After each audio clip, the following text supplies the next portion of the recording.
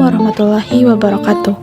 Dalam video ini, kami akan menceritakan sejarah tentang kolonialisme Belanda yang terjadi di Indonesia. Sebelumnya, video ini dibuat oleh kelompok kolonialisme Belanda kelas 11-1 SMA Negeri 18 Bandung yang beranggotakan Bagas, Devina, Naila, Nindya, dan Safira. Selamat menyaksikan. Turun tangan ke Prancis. Pada tahun 1806, Hindia Belanda atau Indonesia secara tidak langsung berada di bawah pemerintah Prancis yang dipimpin oleh Napoleon Bonaparte.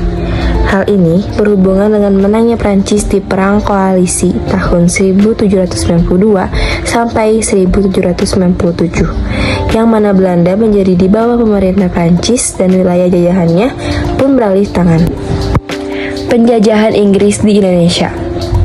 Pada 18 September 1811, Inggris di bawah pimpinan Thomas Stamford Raffles berhasil merebut Indonesia yang ditandai dengan Perjanjian Tuntang. Tapi, tak berlangsung lama kekuasaan Inggris di Indonesia berakhir ketika Prancis kalah dalam perang di Eropa. Inggris lalu menyerahkan kembali Hindia Belanda kepada Belanda, karena kebijakan yang Inggris terapkan menimbulkan kerugian bagi bangsanya. Kembalinya Hindia Belanda dari Inggris. Pada 1814, Inggris dan Belanda mengadakan pertemuan di London.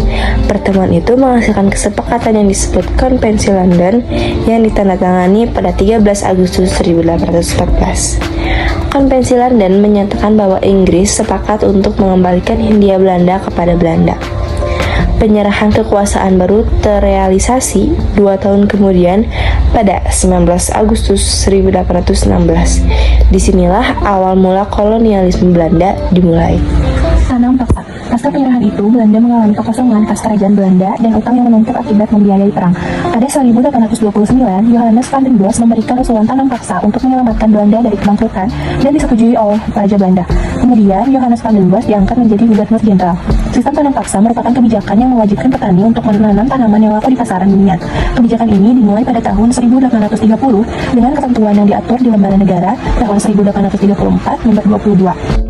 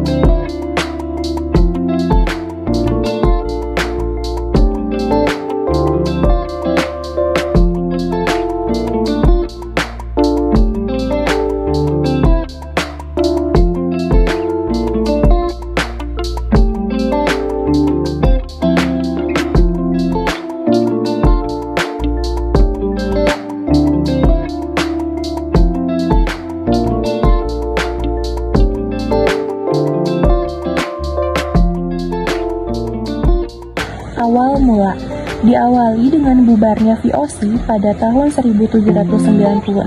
Hindia Belanda atau Indonesia secara langsung menjadi berada di bawah pemerintahan Belanda. Tanaman yang ditanam yaitu ada 1 tembakau, 2 tebu, 3 kopi, lalu 4 teh. Namun pelaksanaan sistem tanam paksa tidak sesuai dengan ketentuan yang ada, sehingga memberikan penderitaan bagi pribumi. Sedangkan Belanda mendapatkan keuntungan dari tanam paksa sekitar 967 juta gulden. Tidak hanya memberikan keuntungan yang melimpah, Belanda bahkan mampu untuk mengatasi perekonomian yang terjadi di negerinya.